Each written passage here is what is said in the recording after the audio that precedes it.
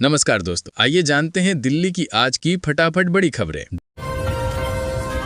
13 जिलों में बंट गई दिल्ली। दिल्ली सरकार ने प्रशासनिक कामकाज आसान बनाने और लोगों की दूरी कम करने के लिए जिलों की संख्या 11 से बढ़ाकर 13 कर दी। नए पुनर्गठन के बाद शालीमार बाग व शकूर बस्ती के लोगों को अब कंझावला नहीं जाना पड़ेगा और उनके काम स्थानीय स्तर पर ही हो सकेंगे। बुराड़ी के निवासियों को भी अब दरियागंज जाकर अफसरों से मिलने की जरूरत नहीं होगी, क्योंकि बुराड़ी, बादली और आदर्श नगर को उत्तरी जिले में शामिल कर दिया गया है। इससे कई क्षेत्रों की पुरानी असुविधाओं का समाधान हो गया है।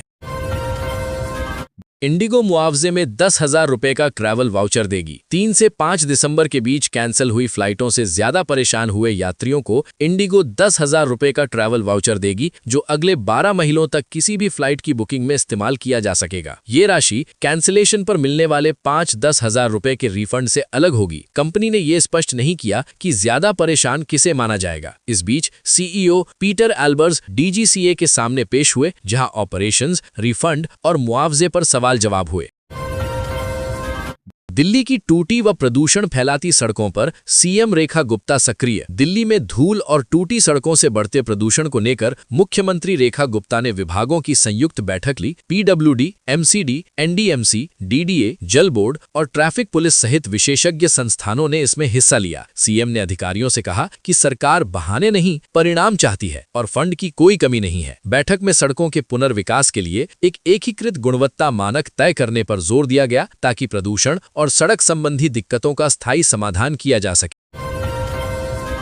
सरकार बोली, global air quality ranking official नहीं। राज्यसभा में पर्यावरण राज्य मंत्री कीर्तिवर्धन सिंह ने बताया कि विभिन्न संस्थाओं की एयर क्वालिटी रैंकिंग किसी भी देश के लिए बाध्यकारी नहीं होती और डब्ल्यूएचओ की गाइडलाइंस केवल सलाह हैं। उन्होंने कहा कि भारत अपनी भौगोलिक व पर्यावरणीय परिस्थितियों के अनुसार खुद मानक तय करता है और बाहरी रिपोर्ट्स के आधार पर नीतियां नहीं बनाता। मंत्री से भारत की गिरती ग्लोबल रैंकिंग पर सवाल पूछा गया था, जिस पर उन्होंने बताया कि देश के पास अपनी संस्थाएं हैं जो डेटा और मानक निर्धारित करती हैं।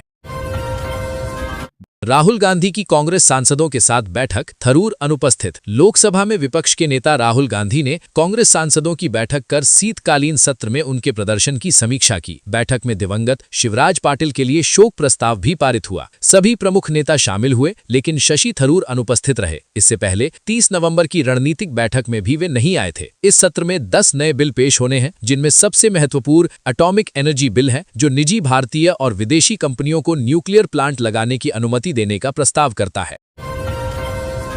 गोवा अग्निकांड क्लब मालिकों को भारत लाने की प्रक्रिया शुरू। गोवा के Birch by Romeo Lane club आग मामले में आरोपी सौरव और गौरव लूथरा को थाईलैंड पुलिस ने पुकेट में हिरासत में लिया। दोनों को अब बैंकॉक ले जाया जा रहा है, जहां भारतीय एजेंसियां उन्हें कस्टडी में लेंगी। पासपोर्ट रद्द होने के कारण भारतीय दूतावास उन्हें इमरजेंसी ट्रैवल सर्टिफिकेट देगा। सीधे गोवा की फ्लाइट न होने से उन्हें बैंकॉक से दिल्ली और फिर गोवा ले जाया जाएगा। पूरी प्रक्रिया में करीब 4 दिन लगेंगे और सोमवार तक उनके दिल्ली पहुंचने की संभावना है।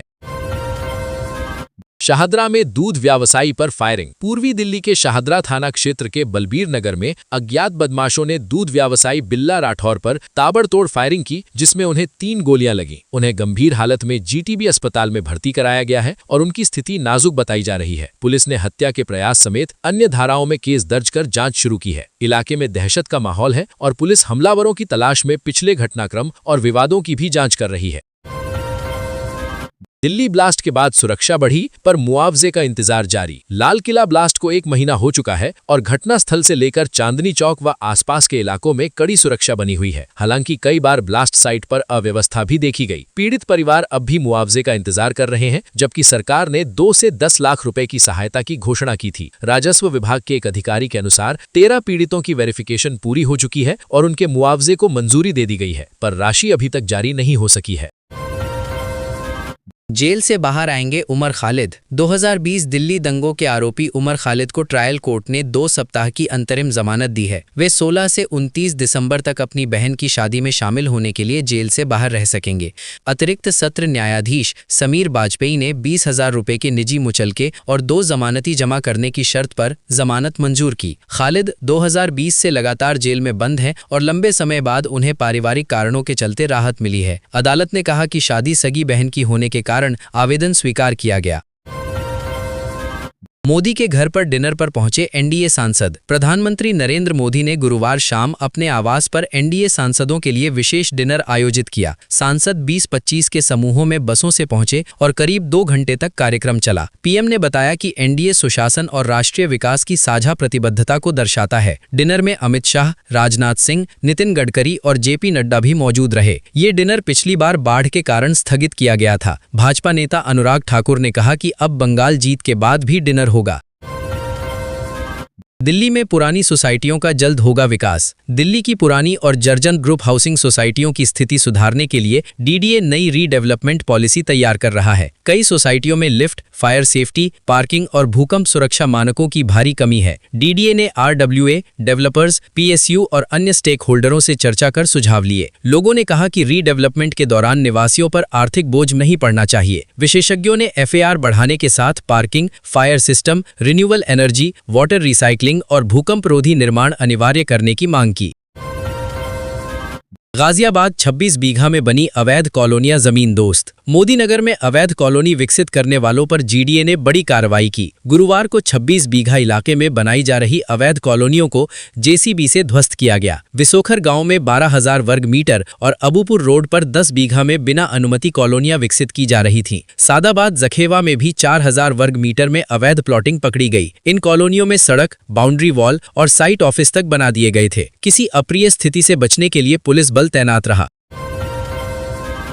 दिल्ली में मिलेगा कश्मीर जैसा हाउस बोट क्लब अनुभव। दिल्ली के बांसेरा पार्क की कृत्रिम झील में हाउस बोट कन्वेंशन सेंटर विकसित करने की योजना बनाई गई है। इसके लिए जल्द ही टेंडर जारी होंगे। ये स्थल बैठकों, कार्यक्रमों और भोजन के लिए आकर्षक केंद्र बनेगा। एलजीवी के सक्सेप की पहल पर बने इस पार्क का उद्देश्य यमुना किनारे सुंदर रिवर फ्रंट विकसित करना है। हाउस बोट पूरी तरह बायोडिग्रेडेबल लकड़ी से बनाई जाएगी। परियोजना को उपराज्यपाल की नई पहलों का अहम हिस्सा माना जा रहा है, जो दक्षिणी दिल्ली को नई पहचान देगी।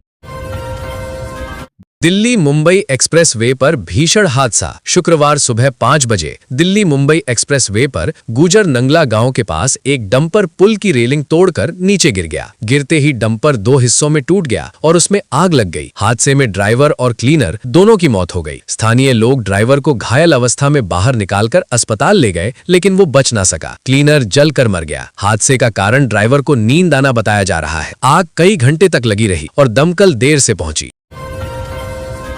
फरीदाबाद में 5,000 लोगों को ओवरफ्लो से राहत मिलेगी। राजीव कॉलोनी के अलग अलग पॉकेट में सीवर ओवरफ्लो की समस्या से परेशान लगभग 5,000 लोगों को जल्द राहत मिलेगी। नगर निगम ने नई सीवर लाइन डालने का वर्क ऑर्डर जारी कर दिया है और काम जल्दी शुरू होगा। कई जगहों पर लाइनें पुरानी और कम क्षमता वाली हैं, जिससे गंदा पानी घरों के बाहर बहने लगता है। निवासियों ने शिकायत शिविरों में भी ये समस्या उठाई थी। चोरी करने घुसे चोर को आई नींद। गुरुग्राम सेक्टर 56 में चोरी करने आए 2 चोरों में से एक मौके पर ही सो गया। उसका साथी बाथरूम और अन्य जगहों से कॉपर की फिटिंग और पैनल निकालकर चोरी लेकर भाग गया। सुबह मिस्त्री ने सोए हुए चोर को देखकर पुलिस को सूचना दी और आरोपी को पकड़वा दिया। पुलिस ने पूछताछ कर उसके साथी और चोरी का सामान खरीदने वाले कबाड़ी को भी गिरफ्तार कर लिया। घर की जांच में कई फिटिंगें गायब मिली। आरोपी ने रात में थकान के कारण वहीं सो जाने की बात कबूल की।